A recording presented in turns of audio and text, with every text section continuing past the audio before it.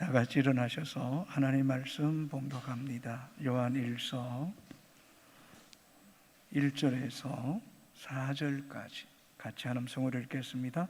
태초부터 있는 생명의 말씀에 관하여는 우리가 들은 바요 눈으로 본 바요 자세히 보고 우리 손으로 만진 바라. 이 생명이 나타내신 바 된지라. 이 영원한 생명을 우리가 보았고 증언하여 너에게 전하노니 이는 아버지와 함께 계시다가 우리에게 나타내신 바 된 이시니라. 우리가 보고 들은 바를 너에게도 전함은 너희로 우리와 사귐이 있게 하려 함이니 우리의 사귐은 아버지와 그의 아들 예수 그리스도와 더불어 누림이라. 우리가 이것을 쓰면 우리의 기쁨이 충만하게 하려 함이라. 아멘.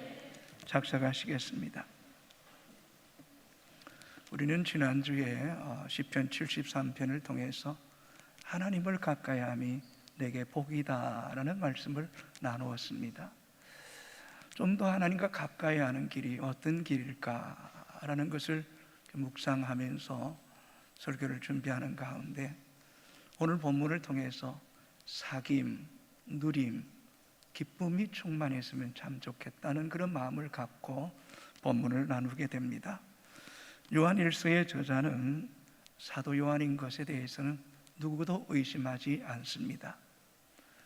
사도 요한은 예수님의 12제자 중에서 예수님께로부터 가장 사랑을 많이 받았던 제자입니다.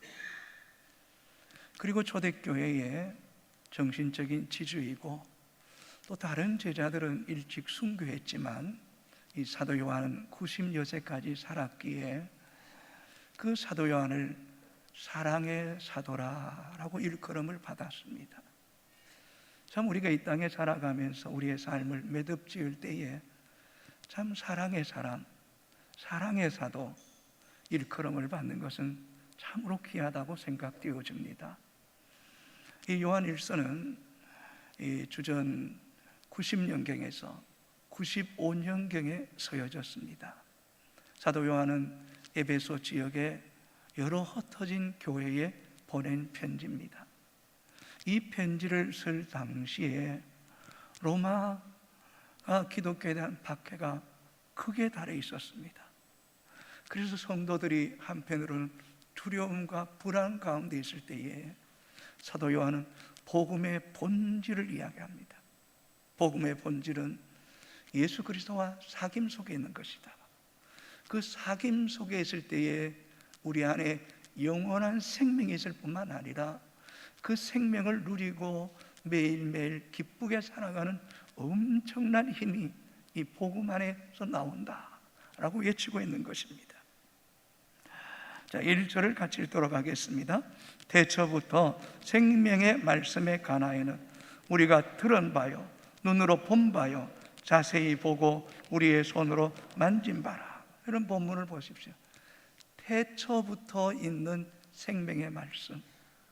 예수 그리스도는 태초부터 선재하신 분이고 태초부터 생명의 말씀이신 그리스도는 말씀 그 자체라는 거예요. 성경에 기록된 말씀이 곧 그리스도라는 거예요. 하나님께서 때가 되매 때가 참에 그 아들을 이 땅에 보내셔서 성육신하심으로 인간의 몸을 입고 이 땅에 오셔서 우리 인간이 당하는 고통과 아픔을 아실 뿐만 아니라 그분께서 십자가에서 죽으시고 사흘 만에 부활하심을 통하여 우리에게 영원한 생명을 주셨을 뿐만 아니라 우리의 삶의 구세주가 되심을 그는 증거하고 있는 겁니다. 그래서 사도 요한은 요한 1서를 통해서 이 요한 1서의 기록 목적을 명확하게 밝히고 있습니다.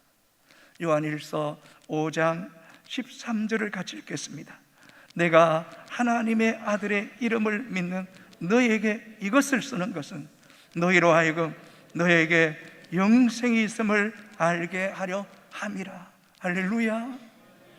하나님의 아들의 이름을 믿는 너에게 이것을 쓰는 것은 너희로 하여금 하나님 아들 안에 영원한 생명이 있음을 알게 하려 합니다 라고 말씀하고 있습니다. 이러한 영원한 생명에 대해서 증거할 때에 이 사도 요한은 너무너무 기뻐합니다. 확신 속에 정말 강하고 담대하게 뭔가 외치고 있습니다. 그래서 1절에 보게 되면 4개의 동사가 연속적으로 나옵니다. 자, 1장 1절 다시 읽습니다. 태초부터 있는 생명의 말씀에 관하여는 우리가 들은 바요, 눈으로 본 바요, 자세히 보고 우리의 손으로 만진 바라.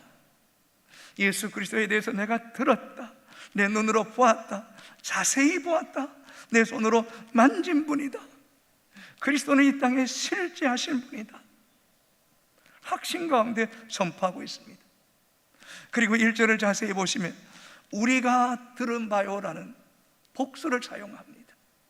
사도 요한 개인적으로 듣고 보고 자세히 본 것이 아니라 다른 제자들도 또 일시에 500여 형제에게 나타나심을 통하여 그들도 듣고 본 바요, 자세히 보고 손으로 만지신 바 되신 분이 하나님의 아들 예수 그리스도라는 거예요. 예수 그리스도라는 거예요. 그래서 사도 요한은 군중 속에서 멀찍이 예수님을 바라본 사람이 아니라는 거 아니라는 거예요. 특별히 손으로 만진 바요라는 이 헬라 원문에 들어가면 원문의 뜻은 문지르다는 그런 뜻이 있습니다. 예수님과 가장 가까이서 마치 살갗을 비빌 만큼 뗄래야 뗄 수 없는 그런 친분 속에 같이 주의 길을 동행했다는 것입니다. 그래서 요한복음에 보면 예수님께서 제자들과 마지막 최후의 만찬을 나눌 때에 사도 요한은 예수님 곁에서 누워있었다고 말하고 있습니다. 자, 여러분, 요한복음 13장 23절 같이 읽겠습니다. 예수의 제자 중 하나, 곧 그가 사랑하시는 자가 예수의 품에 의지하여 누웠는지라. 뭘 이야기합니까? 예수와 너무나 친밀하게 가까이에서 듣고 보고 만진 바 된 분이라는 거예요. 그래서 2절 3절에도 동일한 그런 고백을 합니다. 2절 같이 읽습니다. 이 생명이 나타나신 바 된지라. 이 영원한 생명을 우리가 보았고 증언하여 너에게 전하노니 이는 아버지와 함께 계시다가 우리에게 나타내신 바 된 이시니라. 또 1절에 동일하게 생명의 말씀, 이 생명이 나타났고 이 영원한 생명을 십자가에 죽으시고 부활하신 예수 그리스도를 우리가 보았고 증언한다. 이 증언 속에서도 본문을 다시 한번 띄워주실까요? 이는 아버지와 함께 계시다가 우리에게 나타내신 바 되었다. 예수 그리스도는 이미 만물 있기 전에 스스로 계시는 하나님과 함께 계시다가 때가 되며 성육신하여 이 땅에 오신 분이 바로 예수 그리스도시고 그분이 하나님이시라는 것입니다. 삼위일체 하나님이시라는 거예요. 얼마나 신비롭습니까? 뭔가 영적 비밀을 그는 깨닫고 힘있게 우리에게 증거하기를 원하고 있는 것입니다. 자, 3절도 또다시 같이 읽겠습니다. 뭔가 여러분 이 3절 읽을 때에 이 사도 요한의 감격이 우리 가운데 있으면 좋겠습니다. 시작. 우리가 보고 들은 바를 너에게도 전함은 너희로 우리와 사귐 있게 하려 함이니 우리의 사귐은 아버지와 그의 아들 예수 그리스도와 더불어 누림이라. 우리가 보고 들은 것은 너에게 전하는 목적이 있다. 그것은 아버지와 그의 아들과 우리와 함께 사귐을 갖기 위함이다. 그래서 3절에 2번이나 사귐이라는 단어가 나옵니다. 그리고 5절, 6절에도 사귐이라는 단어가 나옵니다. 요한복음 1장 전체에 사귐이라는 단어가 4번이나 기록되어 있습니다. 이 사귐은 헬라어로 코이노니아입니다. 피조물 된 인간이 창조주 하나님과 교제, 교통, 상호 공유함, 친밀한 연합, 참여적 관계, 이런 단어 하나하나가 얼마나 영적으로 우리에게 큰 은혜가 되고 도전이 되는지 모르겠습니다. 시간적으로, 공간적으로, 역사적으로, 문화적으로 상상을 초월하는 영원 전부터 영원까지 계시는 그 하나님과의 사귐, 이것은 그리스도인에게 주신 특권이라는 거예요. 특권. 강원도 태백에 가면 예수원이 있습니다. 그 예수원을 세웠던 분은 벤테로의 신부님입니다. 한국 명으로는 대천덕 신부입니다.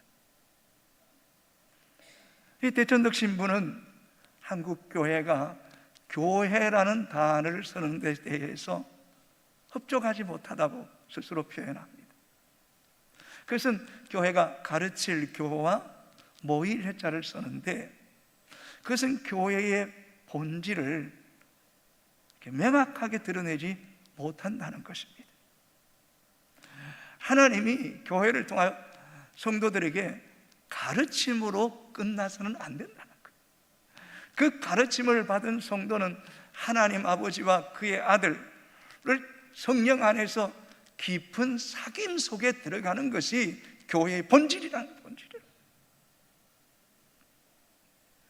그래서 교회는 이 사귈 교와 모일 해자를 쓰는 것이 더더욱 합당하다라고 대천덕 신부는 말씀합니다. 사랑하는 성도 여러분, 한번 곰곰이 생각해 보십시오. 태초부터 생명의 말씀이신, 선재하시고 말씀으로 계시고 창조주이시며 역사의 주권자이시고 우리의 과거와 현재와 미래와 영원까지 아시는 그 하나님과 그의 아들과 우리가 성령 안에서 교제한다. 참으로 이것은 너무나 귀한 일이 아닐 수 없습니다. 하나님이 자신과 교제를 통해 당신의 뜻을 우리 가운데 밝히 계시하시기를 원하신다는 거예요. 원하신다는 거예요. 그래서 우리는 요리문답을 통해서 웨스트민스터에 사람의 제일 되는 목적이 뭐냐? 하나님을 영화롭게 하고 그분을 영원토록 즐거워하는 것이라고 말합니다.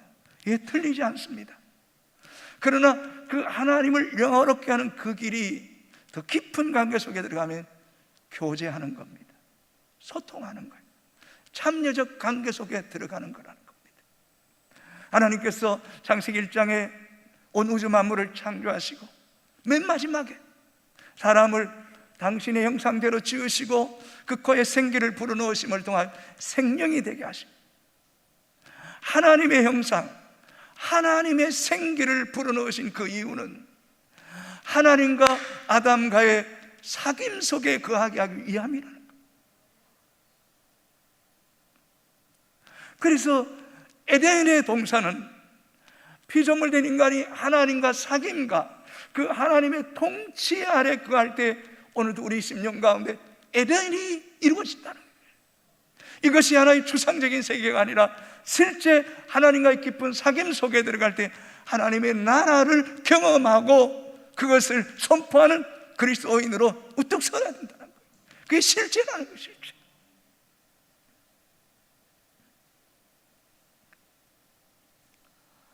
그러나 하하가 사단의 꾀임에 넘어가 사단과 교제함을 통하여서 결국 선악과를 따먹고 에덴 동산에 추방당할 때 비로소 그는 벌거벗어서 부끄러워서 숨을 때에도 하나님은 아담과 하와를 외면하지 않으시고 아담과 하와에게 찾아오셔서 이렇게 부르십니다. 창세기 3장 9절 10절 같이 읽겠습니다. 여호와 하나님이 아담을 부르시며 그에게 이르시되 네가 어디 있느냐? 이르되 내가 동산에서 하나님의 소리를 듣고 내가 벗었으므로 두려워하여 숨었나이다.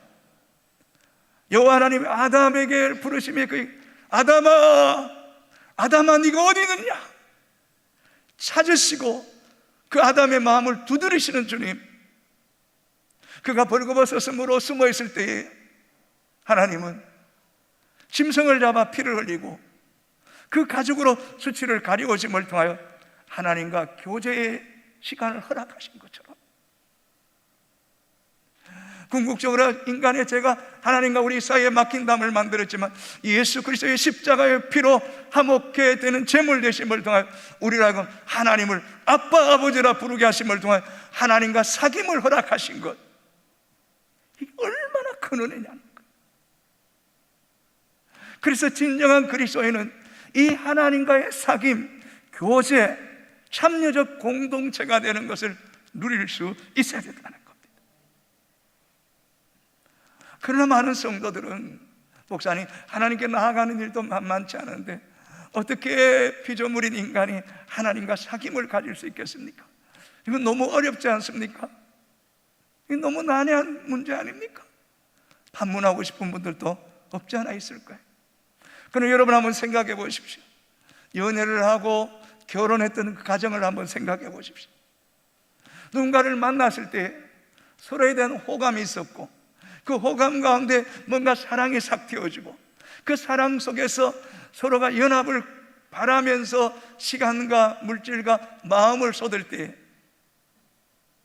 어느 순간에 부부가 되어서 함께 동고동락하는 것처럼 피조물 된 인간이 태초부터 계시고 하나님과 그 아들 되신 그분의 사귐을 얼마나 귀하고 보배롭고 소중한 것인지, 이것이 얼마나 큰 특권인지를 알면 알수록 이 하나님에 대한 사귐을 갈망하고 사모하게 되고, 그럼 속에서 하나님과 조금씩 그분을 알아갈 때에 그 기쁨을 누리는 것처럼, 오늘 또 교회 안에 있는 신실한 성도들을 보십시오. 정말 귀한 성도들 많습니다. 예배 가운데 찬양할 때, 기도할 때, 말씀 들을 때 그 눈빛과 그 표정 속에서 하나님을 사모하고 그 하나님의 통치 아래 거하기를 그 갈망하는 그 모습이 영적으로 이렇게 느껴지지 않는 느껴지죠. 느껴질 뿐만 아니라 이런 이들은 아침에 일어나는 순간에 새벽을 깨우고 또 큐티를 통해 말씀을 묵상하고 그 말씀 속에서 내게 들려주신 음성을 듣고 또 그 말씀에 붙잡고 그 말씀으로 살아내기를 실험하고, 또 하루 일과를 마칠 때면 자신의 삶을 돌아보고 내가 만났던 사람, 내가 나누었던 대화들을 돌아보면서 회개할 것을 회개하고, 또 내일에 해야 될 일들을 주님께 아뢰고 도움을 구함 속에서 사귐이 점점 깊어지게 되는 겁니다. 이런 사귐을 우리는 계속해서 추구해야 됩니다. 주님과의 사귐은 일방적이면 안 됩니다. 소통하는 관계까지 가야 됩니다. 주님 말씀하시고 듣고 내가 또 묻고, 그 가운데 나도 모르는 순간에 이게 아버지의 마음이네, 이게 하나님의 뜻이네, 그 아버지의 마음과 뜻을 깨달을 때에 기쁨으로 내가 그 뜻 앞에 나를 내어 맡기고 순복하며 따라갈 때 하나님이 내 삶 속에 함께 하시고 도우시고 역사하심을 경험할 때에 하나님 우리와 함께 계심이 틀림없네 고백하게 돼. 동물이든 식물이든 곤충이든 주행성 식물이 있고 야행성 식물이 있습니다. 이 주행성 식물들은 빛이 비춰지는 쪽으로 자꾸 발을 내딛게 되는 거, 가지를 뻗게 되고, 특히 해바라기 같은 경우는 이 태양이 비추는 쪽으로 이렇게 돌지 않습니다. 그러나 부엉이나 야행성 식물은 밤이 되면 움직이는 거죠. 우리의 인생도 영적인 사람과 육적인 사람의 차이가 있는데, 영적인 사람일수록 빛이신 그분을 자꾸 바라보게 되는 거예요. 빛이신 그분을 갈망하게 되고, 그분을 말씀을 따라 내 발을 내딛게 되고, 내 생각, 내 어떤 언어나 내 삶의 가치가 그 빛 대신 그 주님을 따라가면 따라갈수록 그 빛이 내 영혼을 비추게 되는 거예요. 그런데 육의 사람은 빛보다 어둠을 더 좋아해요. 왜냐하면 빛 앞에 나가면 내 죄악이 드러나는 것이 두려워서. 그래서 빛을 던지고 어둠 가운데 거하다 보면 어느 순간에 내 인생이 깜깜해져 버려요. 빛이 보이지가 않아요. 그럴 때면 어둠의 영이 나를 장악할 때 내 인생은 비참해지는 거예요. 비참해지는 거예요. 그래서 오늘 보면 7절에 이렇게 기록합니다. 같이 읽습니다. 제가 빛 가운데 계신 것 같이 우리도 빛 가운데서 행하면 우리가 서로 사귐이 있고 그 아들 예수의 피가 우리를 모든 죄에서 깨끗하게 하실 것이요. 자, 요한복음 3장 20절도 같이 읽겠습니다. 악을 행하는 자마다 빛을 미워하며 빛으로 오지 않으니 이는 그 행위가 드러날까 하며, 악을 행하는 육신의 사람은 빛에 가까이 하지 않아요. 그러나 21절 같이 읽겠습니다. 진리를 쫓는 자는 빛으로 오나니 이는 그 행위가 하나님 안에서 행한 것임을 나타내려 함이라 하시니라. 사랑하는 요성의 가족들이여, 빛을 따라 살아갈 수 있게 되기를 바랍니다. 예수 그리스도가 세상의 참 빛이십니다. 빛이십니다. 여러분, 여기 빛이 있다고 생각해 봅시다. 제가 이 빛을 던지는 순간에 그림자는 제 앞에 있습니다. 빛이신 주님을 던지는 순간에 내 삶의 과거와 상처, 아픔을 늘 되새김질하며 자책하고, 또 빛을 던지는 순간에 세상의 것이 보일 거예요. 그러나 반대로 내가 빛이신 주님을 바라볼 때 내 그림자는 뒤에 있는 거예요. 과거에 얽매이지 않는 거예요. 그리스도 안에 새로운 피조물이 되었기에 빛을 따라 살아가며 살아갈수록 여러분 마음에, 여러분의 삶에 그 빛이 비춰지는, 낮과 같이 밝은 길을 밤중에도 다니게 되는 생명의 빛으로 여러분을 비춰주시는 겁니다. 이걸 경험하셔야 돼요. 이걸 경험하셔야 돼요.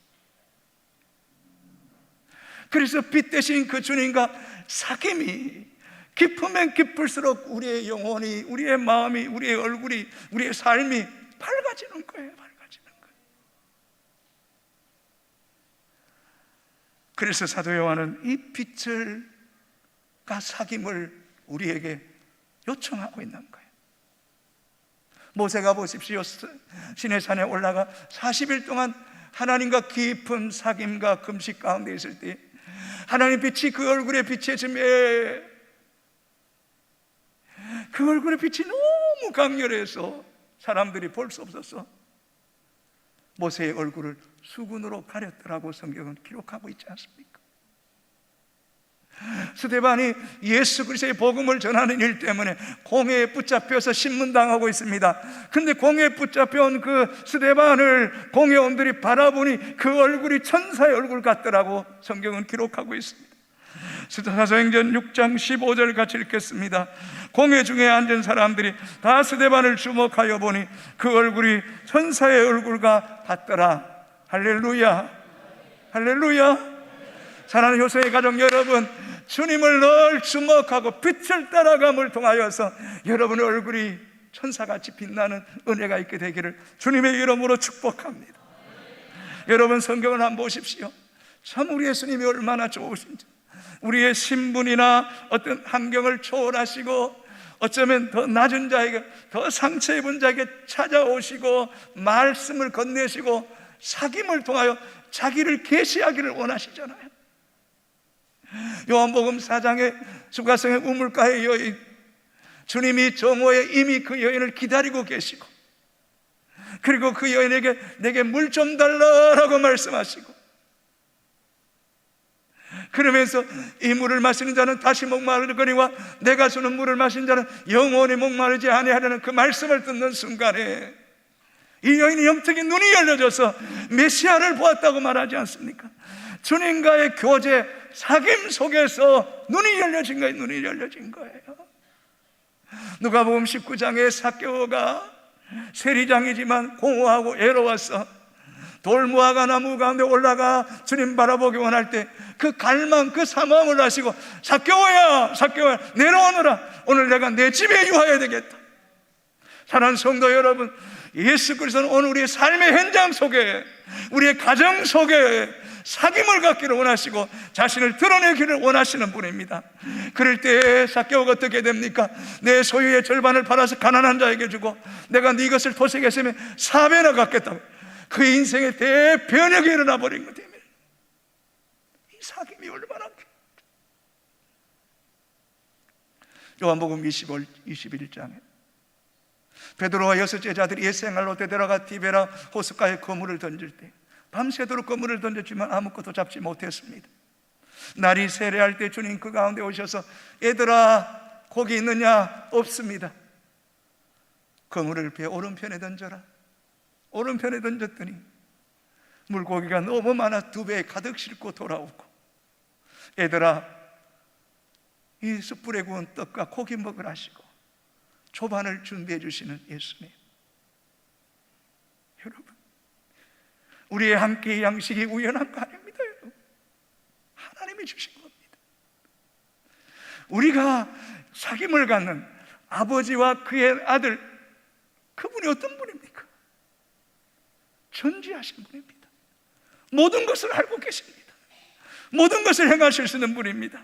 우리의 인생의 문제를 가장 정확하게 하시고 언제나 우리에게 길과 답을 제시하시는 그분, 그분과의 사귐이 깊으면 깊을수록 우리 인생이 자유로운 거예요. 복이 있는 거예요. 복이 있는 거예요. 예수 그리스도께서 성육신 하심은 임마누엘로 우리와 함께 하시기 위함 아닙니까, 여러분? 주님이 얼마나 우리와 사귐을 원하는지요. 계시록 3장 20절 말씀, 너무나 잘 아는 말씀이, 볼지어다 내가 문 밖에서 두드리노니 누구든지 내 음성을 듣고 문을 열면 내가 그에게로 들어가 그와 더불어 먹고 그는 나와 더불어 먹으리라. 할렐루야. 문 두드리시는 주님. 한편 우리 이 설교를 준비하면서 마음으로 저 자리에 앉아 있으면, 주여 죄인이로소이다. 주여 불쌍히 여기소서. 나를 다스려 주시옵소서.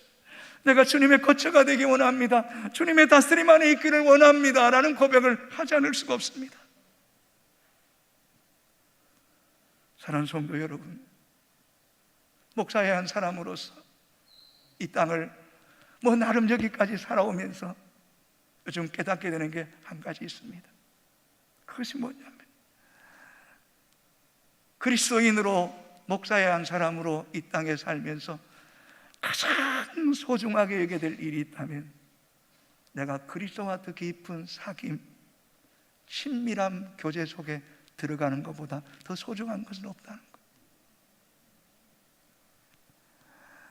이것만 잘하면요, 겁날 게 없어요. 두려운 게 없어요. 내가 아버지의 뜻을 알고 아버지의 마음을 알고 그 아버지 마음 안에 내가 거할 때에 그 속에서 주시는 그 자유, 그 하나님 뜻 가운데 있을 때 그 담대함, 평안함.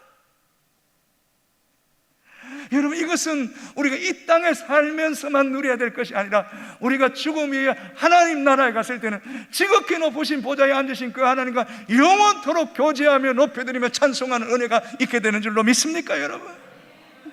이것이 하나님의 나라를 누리는 겁니다. 하나님 나라. 하나님을 경험하는 삶이라는 책을 쓴 블랙 까비 목사는 하나님과 깊은 사귐을 위해서 무엇보다 믿음의 성도는 하나님 말씀을 가까이 해라. 생명의 말씀이 곧 그리스도이기 때문에 말씀을 여러분 이렇게 자꾸 읽고 묵상하고 자세히 반복해서 읽다 보면 말씀이 살아서 내게 말을 건네는 것 같아요. 그 말씀이 살아서 내게 말을 건넬 때는 내 영이 이렇게 막 소생하는 것 같아요. 반응하는 것 같아요. 에너지가 공급되는 것 같아요. 가령 예를 들어서 요한복음 15장 7절 같이 읽도록 하겠습니다. 너희가 내 안에 거하고 내 말이 너희 안에 거하면 무엇이든 원하는 대로 구하라. 그리하면 이루리라. 여러분, 그리스도 안에 거하기를 원합니까? 말씀 안에 거하십시오. 말씀을 붙잡으십시오. 그 말씀 앞에 반응하십시오. 그리고 그 말씀 안에서 무엇을 구하든지 얻게 하시는 은혜. 어떤 우리의 의나 우리의 공로가 있는 것이 아니라 그저 그분의 실체를 인정하고 그분의 말씀 가운데 거하고 그분의 뜻대로 구할 때 이루시는 은혜. 그뿐만 아니라 우리의 일상의 삶 속에서 그분의 더 구체적이고 더 세밀한 어떤 사귐과 도우심을 위해서는 우리는 늘 성령에 민감해야 돼요. 우리의 마음과 영혼을 더 활성화할 때 정결케 하고 깨끗하게 함을 통한 주님 말씀해 주세요, 가르쳐 주세요. 그때마다 민감하게 반응해야 돼요. 그러면 하나님께서 우리에게 중요한 일을 가지고 계속해서 기도하고 또 그 자리에 앉아 머물면서 주님 가르쳐 주세요 말할 때에 주님께서 가르쳐 주시고 생각나게 하시는 은혜를 주시는 은혜를. 여러분 삶 속에 기도하는 가운데 우연한 어떤 일이 생각난 것, 뭔가 주님께서 말씀해 주시는 것이 우연한 거 아닙니다. 그것이 바로 주님 안에 주시는 사귐을 누린 자에게 주시는 선물이에요. 선물. 그래서 그 생각나게 하시고 가르쳐 주시는 그 말씀을 딱 붙잡는 순간에 마음에 평안이 있어요. 오, 하나님이 기뻐하실 일이네. 그럴 때 여러분도 모르게 담대함이 생기는 거예요. 그리고 다른 것에 개의치 않아요. 오, 이 길입니다. 따라가면 되는 거예요. 그뿐만 아니라 이런 더 깊은 관계 속에 들어가기 위해서는 규칙적인 기도 생활이 절대적으로 필요합니다. 여러분 일상의 삶에서 끊임없이 빚지신 태초로부터 생명의 말씀이신 그분께 자꾸 초점을 맞추고 기도하고, 일방적인 기도가 아니라 기도한 후에는 조용히 주님 말씀해 주세요. 다윗이 여호와께 묻자온데 우리가 어디로 가오리까? 주님, 우리가 싸워야 됩니까? 싸우지 말아야 됩니까? 말씀해 주세요. 그때 여호와께서 그들을 네 손에 붙였다. 가라, 두려워하지 마라. 말씀하시는 그 하나님, 오늘도 말씀하시는 거예요. 예수님 보십시오. 할 수 있거든 이 잔을 내게서 옮기시옵소서. 그러나 나의 원대로 마옵시고 아버지의 원대로 되기를 원하나이다. 아버지의 뜻을 구할 때, 아버지의 뜻이 이루어질 때에 구원이 완성되었던 것처럼 우리는 끊임없이 기도하는 가운데 주님의 가르침과 음성을 듣는 은혜가 있어지게 되기를 주님의 이름으로 축복합니다. 요한복음 14장 26절 같이 읽겠습니다. 보혜사 곧 아버지께서 내 이름으로 보내실 성령, 그가 너에게 모든 것을 가르치고 내가 너에게 말한 모든 것을 생각나게 하리라. 아멘. 그래서 앤드류 모레이라는 사람이 이렇게 말합니다. 한번 읽어볼까요? 성도의 영적인 삶이 허약한 것은 매일 하나님과 사귐의 시간이 부족한 까닭이다. 늘 신앙생활에도 영적인 탈진, 미지근함, 무기력함, 그래도 하나님과 사귐이 부족합니다. 그분과 사귀면 황홀함이 있어요. 힘이 있어요. 평안이, 담대합니다. 여러분, 이 하나님과 말씀과 성령과 기도 안에 사귐이 깊어지면 여러분 안에 하나님의 통치, 하나님의 정부, 하나님의 나라가 세워지는 거죠. 그럴 때 로마서 14장 17절 말씀, 하나님의 나라는 먹는 것과 마시는 것이 아니요 오직 성령 안에 있는 의와 평강과 희락이라. 이런 평강, 희락이 빼앗아갈 수도 없어요. 그래서 요한복음 1장 3절 같이 읽습니다. 우리의 사귐은 그의 아버지와 그의 아들 예수 그리스도와 더불어 누림이라. 이 누림 속에서 하나님 나라를 경험한 사람은요, 이 세상의 시시한 것에 내 눈과 내 마음과 생각을 빼앗기고 싶지 않아요. 너무 순간적이고 너무 유치하기 때문에. 그래서 그분과의 관계만 반듯하게 설정되어 있으면 겁날 게 없는데요. 그 4절에 뭐라고 말씀합니까? 같이 읽습니다. 우리가 이것을 쓰면 우리의 기쁨이 충만하게 하려 함이라. 할렐루야. 주님과 사귐 속에 들어갈 때 누림이 있고 기쁨이 충만한 거예요. 요한복음 14장 27절도 같이 읽겠습니다. 큰 소리를 내서 평안을 너에게 끼치노니 나의 평안을 너에게 주노나 내가 너에게 주는 것은 세상이 주는 것 같지 아니하니라. 너희는 마음에 근심하지도 말고 두려워하지도 말라. 이런 평안을 누리는 주인공들이 되기를 주님의 이름으로 축복합니다. 여러분, 아멘. 효성교회 성도 이걸 누려야 돼요. 누려야 돼요. 그래야 세상을 이길 수 있는 거예요. 세상을 이길. 이용규 선교사님이 쓴 같이 걷기라는 책에 이런 내용이 나와요. 서로 마음을 이렇게 가까이 하며 오랫동안 함께 동행하며 길을 걷는 사람들에게 마음에 느껴지는 세 가지가 있다. 그것은 신뢰와 기대감과 친밀함이다. 여러분, 누군가를 이렇게 같이 서로 귀히 여기며 오랫동안 길을 함께 걸으며 인생의 동반자가 되면 나도 모르게 어느 순간에 그 사람에 대한 신뢰가 점점 쌓이고 또 기대감이 생기고, 그리고 이제는 눈빛만 봐도 친밀함이 생기던, 여러분 신앙생활이 때로는 정말 아무것도 보이는 것이 없고 손에 잡히는 것 없어 보여도 그리스도와 함께 동행하고 예배하고 갈망하고 말씀 속에 기도 속에 들어가는 가운데 어느 시점에 와서 돌아보면 하나님에 대한 신뢰가 깊이 뿌리내려 있음을 발견하게 됩니다. 그뿐만 아니라 하나님의 크심과 나의 작음을 알고 내가 하나님의 그 크심을 구할 때마다 하나님의 크심이 태초부터 생명의 말씀이시고 아버지와 함께 계셨던 그 아들 예수 그리스도를 알수록 그분에 대한 기대감, 비전과 꿈이 점점 커지고, 그 끝나는 것이 아니라 그분이 내 안에 계신다, 친밀함으로 연합될 때에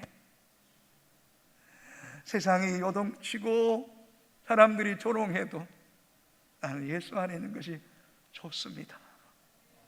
그런 확신 속에 있을 때에 이 세상에 어떤 핍박과 난이 있어도 우리는 당당하게 그리스도인으로 살며 영원한 생명이 우리에게 있음을 알고 이 땅 속에서 복음을 전하고 사귐을 통하여 누림과 기쁨을 충만한 그런 진정한 믿음의 성도가 되기를 주님의 이름으로 축복합니다. 우리 다 같이 일어나 찬양하도록 하겠습니다.